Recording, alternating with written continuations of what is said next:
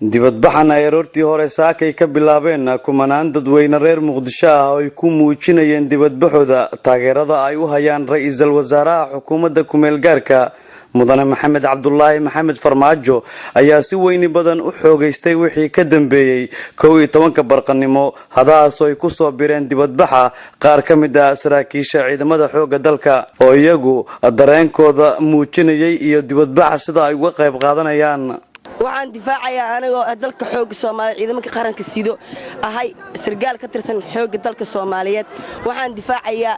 hooyooyinkeena iyo shicibkeena iyo dalkeena waxay doonayaan in halbo aan ula qaado waxaan iga soo bixiyay farunta dhiirigelin ay shicibkeena igiliyeen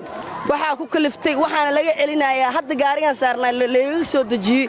in shicibkeena waxay doonayaan madaxda sare ee ka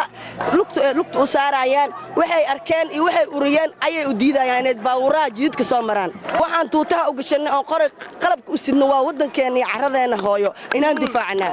aniga shacabka ayaan saraakiil u nahay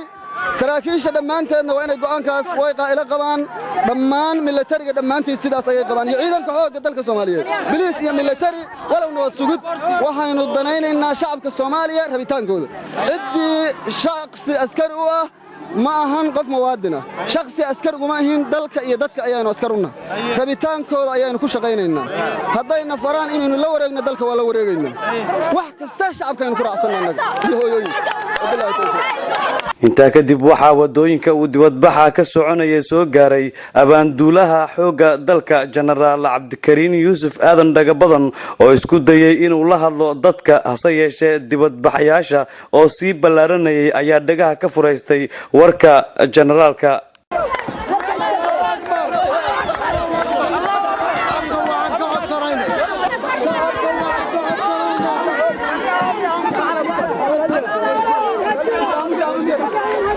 dibadbaxayaashan oo xiray guud ahaan wadooyinka Muqdisho una diiday gaadiidka dadweynaha iyo kuwa ay leeyihiin hay'adaha dawladda ayaa u ogolaaday in ciidamada xoogga dalka iyo kuwa Amisom ay isticmaalaan wadada ayagoo sidoo kalena ka waramay dareenkooda ku aadan ciidamada xoogga dalka iyo Amisom waxaan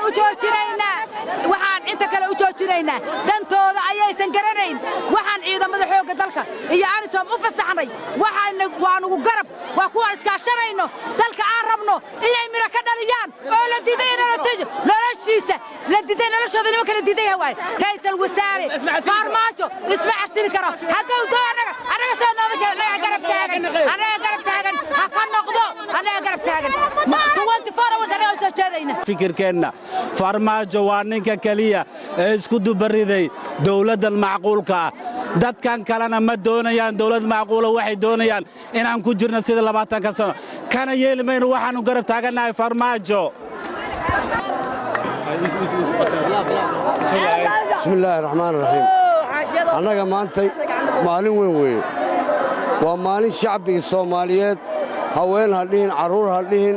dhalinyaro hadhiin waayeel hadhiin ciidan hadhiin mas'uuliyiinta dawladda hadhiin maalin la soo raacay weeye waa maalin aad u faraxsanahay weeye kadib badbaxaysa marka waxaan kale badbaxaya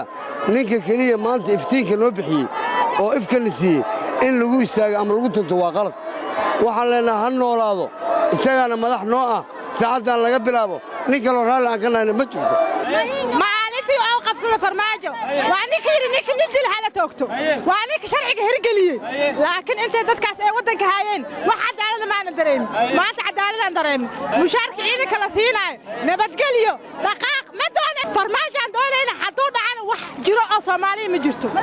madaxweyne ma rabna oo dawlad ma rabna waxa rabna ma leh nin walba ha noqoto isku mataliso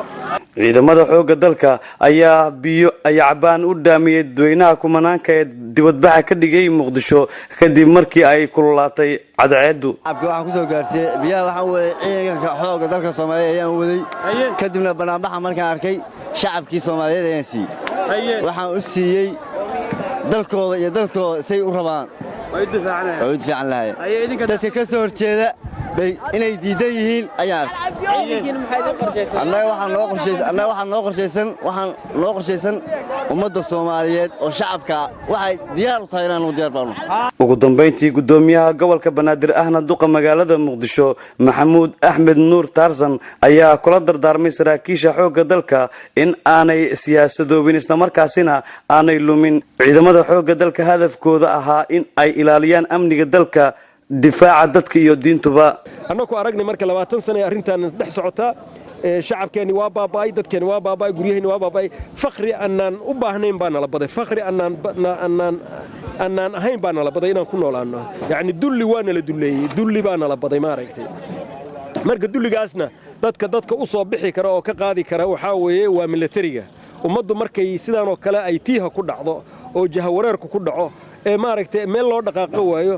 ummaddu kaligeed hal mar ma wada hanuuni karto ummaddu marka waxay rabtaa dad ka saara waxaan ay rabtaa marka wixii ka saari lahaana waxa way militariga ugu horeey waad aragteen Masar hadii la sii deyn lahaa shacabkii markuu kacay hadii sida lagu sii deyn lahaa oo uusan militariga gacanta ku dhigi lahayn magaalada dhan waa burbur lahayd wadankan oo dhan waa burbur lahaa waa laga kala carar lahaa wax joogi lahaa male ajnabigana waa ka baxayeen markaas way ka wada baxeen marka waxa la rabaa in militarigu uu maaragtay horseed ka noqdo maaragtay maslaxada ummadan militariga inuu horseed ka noqdo inuu dareenka ummadda inuu ilaaliyo masaalixda ummadana inuu ilaaliyo maaragtay militariga in la siyaasadeeyna maaha inuu siyaasad galana maaha waa inuu maslaxada wadanka uu hayaa ummadana inuu isku hayo marka awal asbaabta wadankeena u burburayna oo ugu weyn waxay ahayd militarigii baa la siyaasadeeyay booliiskii baa la siyaasadeeyay maxkamadihii baa la siyaasadeeyay markaas wadankii dhamaa wuxuu ku istaagay hal qof buu ku istaagay institutionadii meeshii institution laga dhigi lahaa ayaa institution laga ma dhigin wuxuu noqday militarigii baa wuxuu noqday military beelad booliiskii baa wuxuu noqday booliis beelad maxkamadihii baa waxay noqdeen maxkamad beelad markaas halkii qof markii meeshii uu ka baxay ayaa wadankii dhamaa saas u soo dumay hal mar soo dhacay hal tiir uu ku taagna laakiin institution noo dhisan haduu jiri lahayn haday maxkamaduhu independent ahaan lahayn hadii militarigu uu siyaasadda ku jiran qaranka ilaalin lahaa militariga wax kasta qaban lahaa waa joojin lahaa marka siyaasiyiin qofkii loo dhiibana ummadda ha u dhiibatay dhiilahayn markaas laakiin haddana situationkii ayaan ku dhownahay marka waxaa la rabaa maaragtay in militarigu uu maaragtay aagagiisa hadda uu ku jiro dareenka hadda socdo waan arkaya mudaaharaadka hadda dadka joogay baan la soo hadlay jidadkii baa la gubahayaa shalaan dhisnay runtii meesha hadda labada taayir ku gubanayso maanta ay Muqdisho ka sameeyeen dadweynaha reer Muqdisho ayaa marna waxaan saameyn ku yeelan ciidamada xoogga dalka iyo kuwa amisom ay sheegeen in markaas ay wadooyinka u fasaxinayeen mari karaan halka ay ka soo horjeesteen in xildhibaanada iyo dadka kale ay u diidaan wadada xasan matoore telefishinka qaranka Muqdisho